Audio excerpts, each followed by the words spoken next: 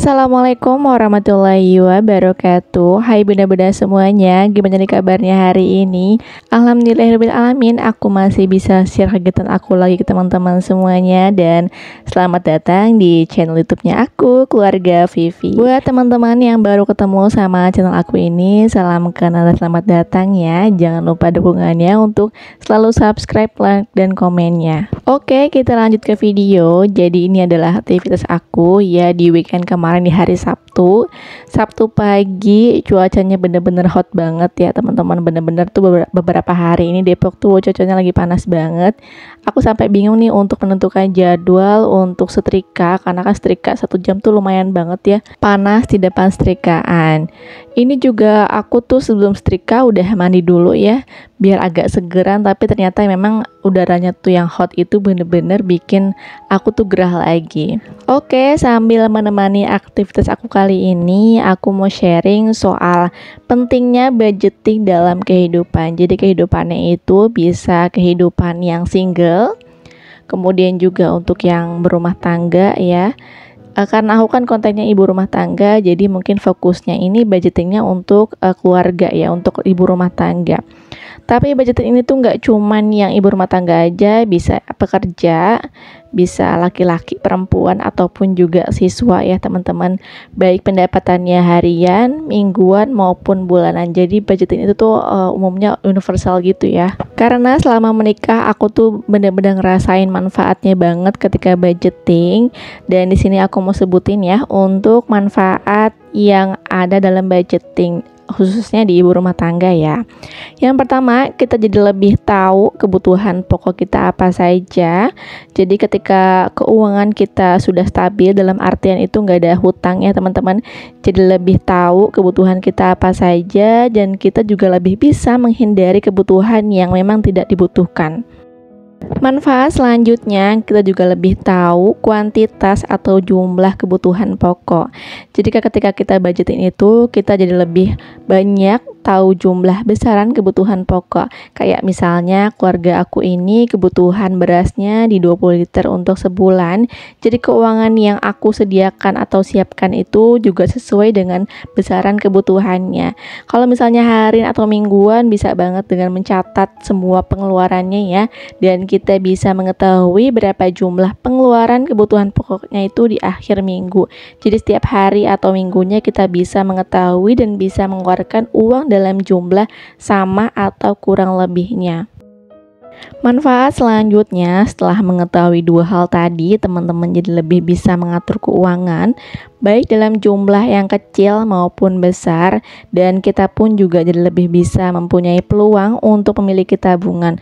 Kok disebutnya peluang sih? Iya, karena ada beberapa pendapatan keluarga yang emang cukup banget untuk kebutuhan keluarganya. Jadi ketika sudah mengetahui pendapatan dan juga pengeluaran keluarga itu berapa, jadi ketika ada sisa uang, kita bisa mencoba untuk saving challenge atau menabung recehan ya, yang syukurnya siapa tahu bisa menjadi modal usaha dan jadi lebih bisa menambah pendapatan. Dan itu adalah manfaat yang aku rasakan selama budgeting dalam berumah tangga ya teman-teman. Atau mungkin teman-teman mau nambahin manfaat lain dari budgeting, boleh komen di bawah ya. Jadi budgeting ini juga bisa banget dipakai untuk yang sedang tidak stabil keuangannya, dalam artian punya hutang. Jadi ketika budgeting, utamakan untuk melunasi atau membayar hutang terlebih dahulu. Dan setelahnya sisa keuangan diatur sesuai dengan kebutuhan bulanan, mingguan, atau harian. Di sini bulanan itu seperti biaya listrik, SPP anak, gas, dan lain-lainnya. Kalau untuk kebutuhan mingguan bisa seperti belanja sayuran atau belanja mingguan, kebutuhan sabun, dan lain-lain. Kalau untuk harian itu bagi teman-teman yang pendapatannya harian atau mingguan. Hutang bukan sesuatu yang haram ya teman-teman, apalagi hutangnya itu untuk sesuatu yang produktif itu diperbolehkan, tapi tidak dibenarkan hutang untuk sesuatu yang mengikuti tren atau FOMO, atau menjadi habit kebiasaan meminjam tanpa niat untuk mengganti. Tapi kita bisa banget menghindari hutang dengan cara hidup yang sederhana. Hidup sederhana itu bukan berarti pelit ya teman-teman, tapi hidup sederhana itu sesuai dengan kemampuan, sesuai dengan pendapatan, tidak FOMO ataupun mengikuti tren yang ada di mana-mana ya. Kita hidup yang apa adanya. Jadi kalau misalnya punya ataupun keinginan untuk membeli suatu barang itu lebih dilihat fungsinya, manfaatnya, bukan sekedar mengikuti ya teman-teman. Lalu bagaimana cara memulai budgeting bagi yang baru mau mencoba? Nah, di sini aku ada beberapa cara yang mungkin bisa menjadi tahap awal buat teman-teman yang baru mau mulai budgeting. Cara yang pertama yaitu adalah mencatat pendapatan atau pemasukan setiap bulannya. Kalau misalnya pendapatan harian atau mingguan, silahkan juga dicatat ya teman-teman. Kemudian cara yang kedua adalah catat semua kebutuhan yang dibutuhkan untuk keluarga, kayak misalnya beras itu berapa kebutuhannya, minyak itu berapa liter untuk sebulan, dan lain-lainnya. Yang ketiga, catat besaran kebutuhan seperti beras, gas, galon, minyak, dan lain-lain. Kalau belum tahu, teman-teman bisa mengira dulu nih, misalnya untuk sebulan itu minyak habisnya di 2 liter, tapi jangan lupa untuk menyiapkan uang jaga-jaganya. Jadi ketika ternyata kebutuhan minyaknya itu lebih dari 2 liter, kita ada uang yang disiapkan ya teman-teman.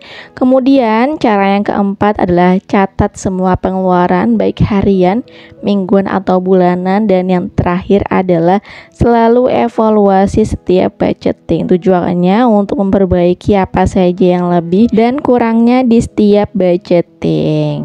Dan itulah cara-cara yang bisa aku share ke teman-teman. Siapa tahu teman-teman bisa terbantu ya dengan 5 cara tadi dan bisa bermanfaat untuk kehidupan nanti ya teman-teman. Karena aku ngerasain banget setelah budgetin itu bener-bener terkontrol keuangan, bisa banget kita lebih tahu ya apa saja barang-barang yang kita nggak butuhkan dan butuhkan.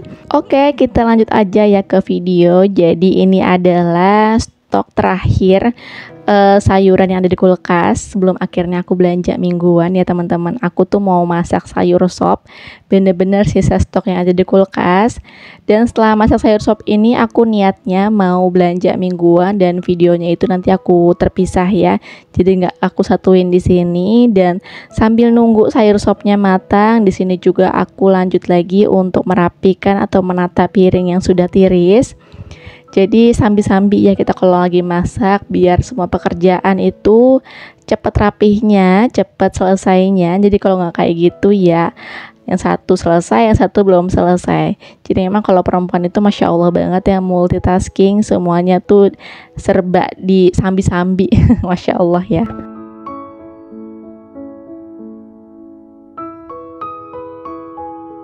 Oh ya teman-teman, gimana kabarnya hari ini? Semoga sehat selalu ya. Yang sakit semoga Allah angkat penyakitnya agar bisa sehat dan bisa beraktivitas kembali seperti biasa. Yang punya hajat semoga Allah kabulkan hajatnya, Allah mudahkan segala urusan kita dunia maupun akhiratnya. Dan semoga apapun video yang aku share ke teman-teman itu bisa bermanfaat ataupun menghibur di waktu luang teman-teman. Jadi apapun yang aku share semoga bisa bermanfaat ya. Amin ya rabbal alamin. Nah ini aku lagi potong-potong tadi ya daun bawang dan juga seledri. Tapi karena seledrinya tuh kuning, jadi aku nggak pakai. Aku cuma pakai sedikit aja daun bawangnya. Dan di sini sambil nunggu mateng lagi, aku sambil-sambil untuk membersihkan ulekan yang tadi aku pakai untuk menghaluskan bumbu sayur sopnya. Dan beberapa piring ya teman-teman, karena kalau misalnya nggak begitu piring ini bakalan dicucinya sore. Sedangkan aku tuh hari ini mau belanja mingguan, jadi mungkin agak sibuk ya teman-teman. Aku khawatirnya cucian piring aku malah jadi numpuk, karena kan kalau food prep itu kan juga ada sesi cuci mencuci ya kan. Aku juga beli ayam, beli ikan itu pasti butuh wastafel yang bersih biar nanti juga piring-piring yang kotor itu tuh nggak pada kena darah dari ikan ataupun ayamnya. Dan aku juga masak sayur sop itu paling cuma 2 kali makan aja ya teman-teman, karena sisa. Jadi paling untuk sarapan dan juga makan siang.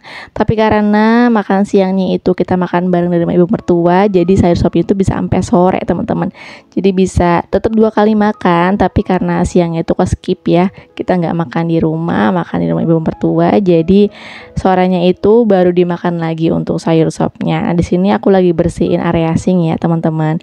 Alhamdulillahirobbilalamin, sayur sopnya udah mateng. Di sini aku matikan api kompornya dan aku sedikit aduk-aduk ya. Karena tadi juga aku udah tambahin garam, penyedap sama lada. Dan alhamdulillahirobbilalamin, terima kasih banyak teman-teman yang udah nonton video aku dari awal sampai akhir. Aku ucapkan banyak-banyak terima kasih atas dukungan teman-teman. Kurang lebihnya mohon maaf. Wassalamualaikum warahmatullahi wabarakatuh.